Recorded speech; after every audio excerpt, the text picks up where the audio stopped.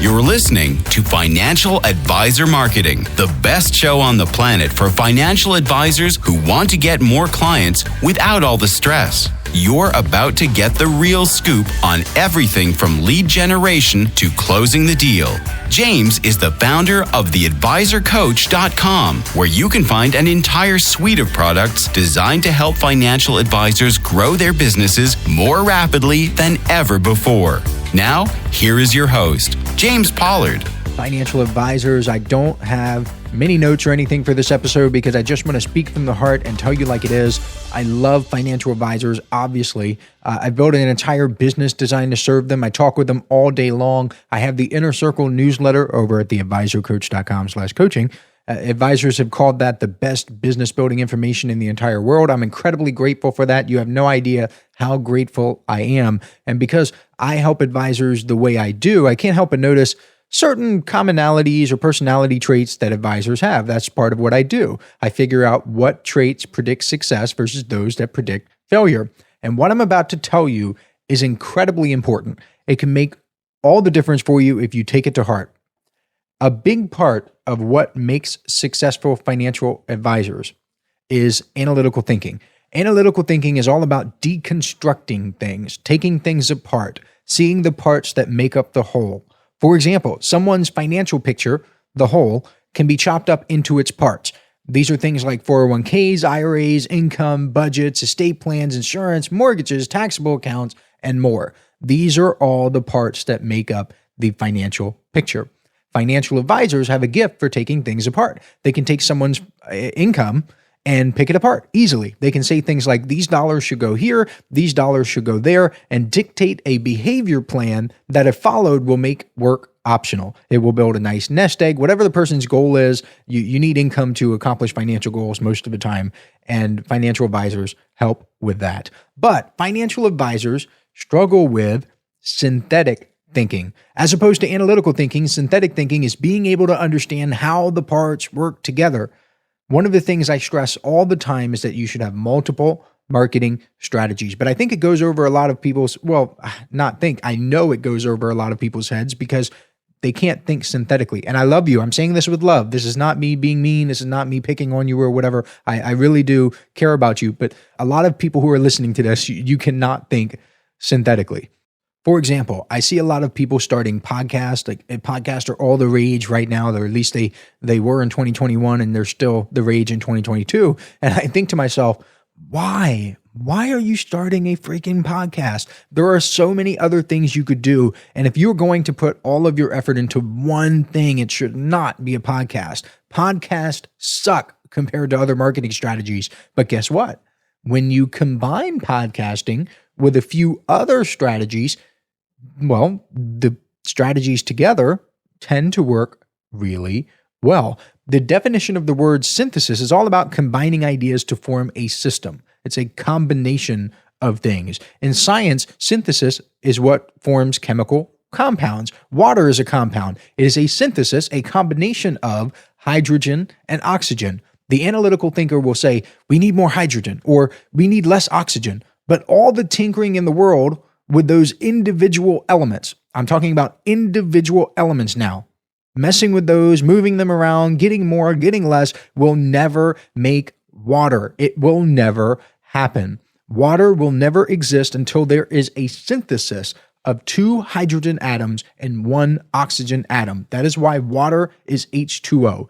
It is the magic stuff that comes from synthesis. In the marketing world, financial advisors will view their marketing strategies as being separate entities. They view them like this is hydrogen, this is oxygen, and never the twain shall meet. They have LinkedIn over here, they have a website over here, and they're not really talking to each other.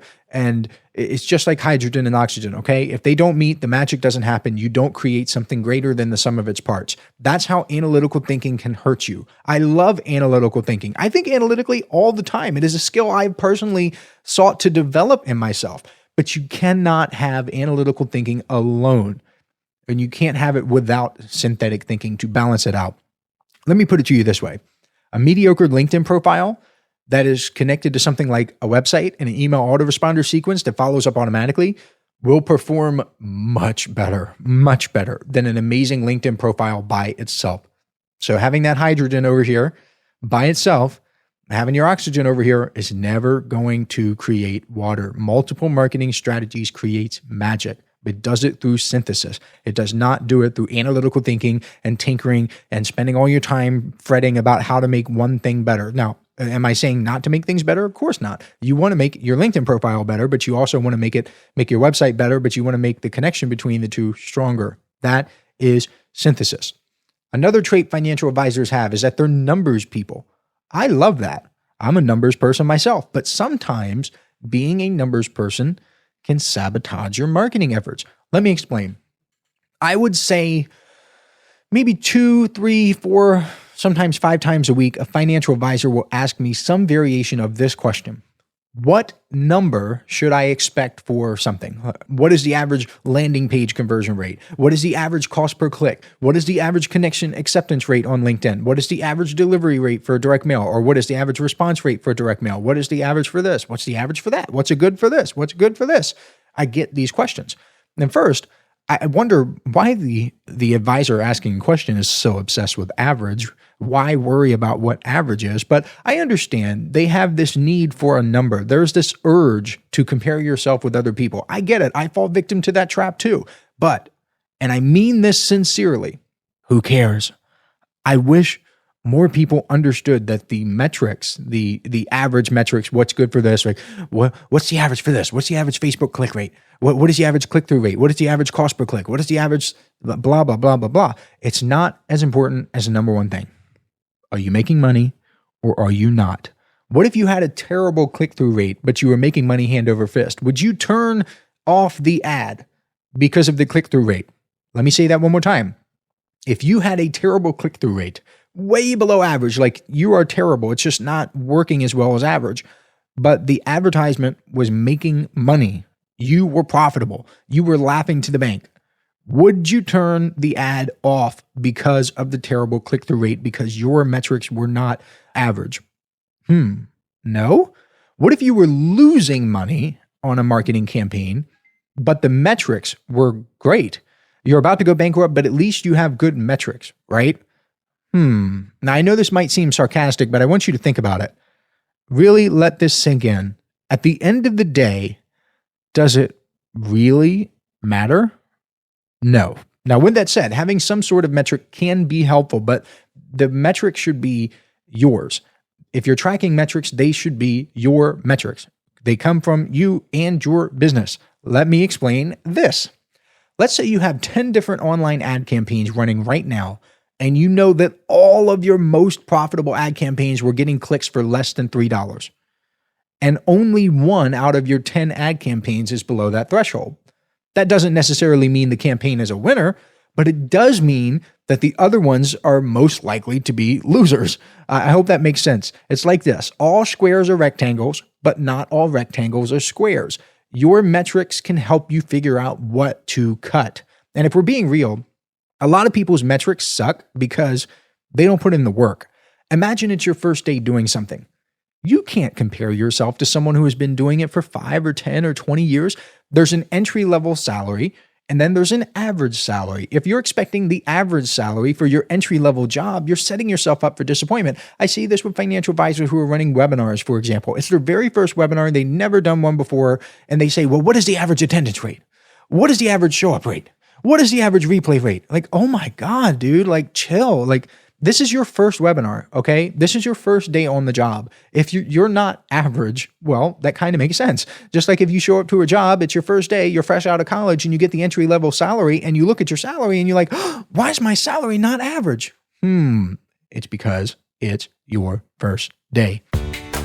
Hey, financial advisors. If you'd like even more help building your business, I invite you to subscribe to James's monthly paper and ink newsletter, The James Pollard Inner Circle. When you join today, you'll get more than $1,000 worth of bonuses, including exclusive interviews that aren't available anywhere else. Head on over to theadvisorcoach.com/coaching to learn more. Also, how you conduct your business matters a lot. For example, I don't really like lead generation companies, but I will admit that they get some unfair criticism. I will say it. I'll go on record. Lead generation companies get unfair criticism. People will blast them. and they will say, oh, this company didn't work. They didn't give me any new clients. But really, it was the financial advisor who didn't work. The financial advisor didn't follow up, didn't ask good questions, didn't qualify the prospective clients, basically didn't do anything to warrant the prospective clients saying yes. So it's wrong of that advisor to complain. And some people are going to listen merely because that advisor has an opinion. So if the advisor goes out and say, oh, that lead gen company doesn't work, they blew all my money and I didn't get anything back. Financial advisors are going to be influenced by that advisor's opinion. And they're going to make decisions merely because that advisor said something. And they're going to be influenced by someone who did not put in the work, someone who like their vision is tinted. It's like you put on those drunk goggles, okay? It's not reality. It just looks like you've been drinking. It's not real though. So your perception has been influenced. What's even scarier is that the averages can anchor you. So in marketing, there's something called anchoring. So if I say like 3,000 and then I ask you a question like, how far is it from here to this tree? And I ask you like how many feet, and you're likely to give me a higher number than what it really is because I've anchored you to 3,000. Or if I ask you how much the average blue whale weighs and I anchor you with like the number 52, you're going to give me a lower number than what a blue whale actually weighs. So that's anchoring, okay? The averages can anchor you. And like I said, for both good and bad, if you're below the average, you can get discouraged and that can sabotage you because if you look at the average click-through rate, and let's just say it's like 4%, it's not, but let me just give you that example. And your click-through rate is 2, you're like, oh no, like I'm half as good or half as bad. I'm not doing that well. This is terrible. And you start to get discouraged. If you're above average, you can get comfortable and that can sabotage you too. You can stick in your comfort zone. You don't improve or you don't have that desire anymore. I don't want to make you think that you need to lose sleep over average marketing metrics. Yes, metrics are important and you should track your metrics. But what someone is doing in Timbuktu has no relevance to you whatsoever. It does not make a difference. It would be like asking, well, what is the average income of a firefighter? It doesn't matter. You would start with things like, well, where are you? How many years of experience do you have? I Googled it before the show and I found that in the United States, the average firefighter makes between $28,000 to $64,000 per year. That is a huge range and it is not helpful at all. If I tell you that the average cost per click across all LinkedIn ads is $5, will that change anything about your marketing strategy? Will that magically make your ads work better? No. You are competing with the person in the mirror. The number one question is this: are you making money? If you're running ads right now and you ask me, like if you're running ads on LinkedIn and you say, hey, what is the average cost per click on LinkedIn? And I tell you, $5. Nothing has changed. Nothing at all. Not a gosh darn thing. And financial advisors, I love you. I love you so much, but you kill me with this dumb stuff. Like you say you don't want to spend $500 to acquire a client, but then you turn right around and charge $3,000 for a financial plan and have recurring revenue on top. What in the world? It's exhausting. I could see it if you spend $500 and only made $250. That would be bad. But your economics are set up in such a way where you can make it work. Other businesses do not have these economics. Do you understand how blessed you are? How fortunate you are to be in a space where this can work? You should be grateful. I'm not even going to go down the whole gratitude trap, but you should be very, very grateful. Other businesses do not have those economics. And I'm going to give you an average here. Okay, ha ha ha. Let's have our little laugh. I'm going to give you an average, and I'm talking averages don't matter. In the e-commerce space, I Googled this as well.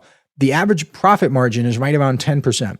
These people, if they are average, I'm assuming that they're average, okay? They have to watch their ads like a hawk because one small change can make the difference between being profitable and burning money. Financial advisors, for the most part, do not have that problem. Now, am I saying to be reckless with your resources? Absolutely not. I am not the type of person to be wasteful or to be sloppy merely because economics allow it. I can pinch a penny so hard that Abraham Lincoln will shed a tear. I'm not competing with other people. I'm competing with myself. I'm improving my business's economics. If I can make $100 from an advertising campaign, I can crank it up to $150, or at least I can try to. And then if I get to $150, I can try to crank it up to $200. Other people's averages mean nothing at all. Teddy Roosevelt has that famous quote where he says that comparison is the thief of joy. And let me tell you, a lot of you are letting your joy get stolen from right under your noses because you're comparing yourself to some meaningless statistics. Again, here's another average I Googled. The average CEO of a Fortune 500 company makes $12.3 million per year. Why aren't you making that? Are you going to beat yourself up because you don't make that much? Why not? You're both earning money, right? When you ask me about advertisements or email or webinar stats, like, oh, what is the average show up rate for a webinar?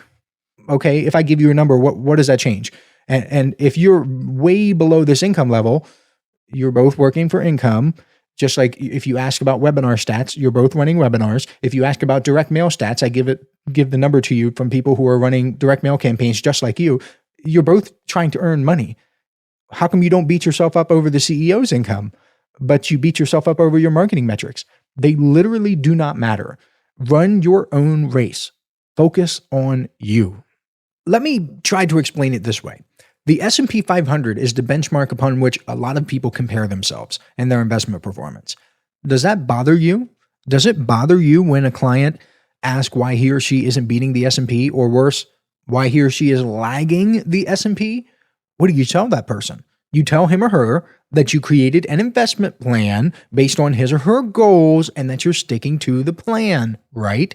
Well, your quote unquote investment plan is to run a profitable business, to become a better person, to help other people become better versions of themselves, to take care of your family, to leave a legacy, okay? That is your investment plan. Just like if someone's goal is capital preservation, your goal is to preserve the capital, not keep up with the S&P 500. I hope that makes sense. I know I'm not the best teacher in the world. I'm a marketer. I'm a go-getter, ambitious. I'm not a teacher, but I'm trying my hardest to explain this concept to you. Imagine you have a client who is worth $10 million and is interested in, well, capital preservation. What if I went up to that client and I said, the S&P 500 has averaged a historical return of 10% per year. It would be like speaking gibberish. It's meaningless because it has nothing to do with the client's goals. So please, don't get caught up in chasing averages. Keep your head down and do the work that actually matters, growing your business and taking care of your people. Also, if you're an analytical thinker, spend some time Googling how to improve your synthetic thinking skills. That's a takeaway for you. I know people want takeaways. They want homework. They want stuff to do. They want little nuggets of value from podcasts. There you go. Learn how to become a better synthetic thinker. I'm not even joking. It will change your life. It can help you run a better business. I mean that sincerely. If you're a strong analytical thinker, you need to balance it out with a little bit of synthesis. And with that said, I'll catch you next week. This is thepodcastfactory.com.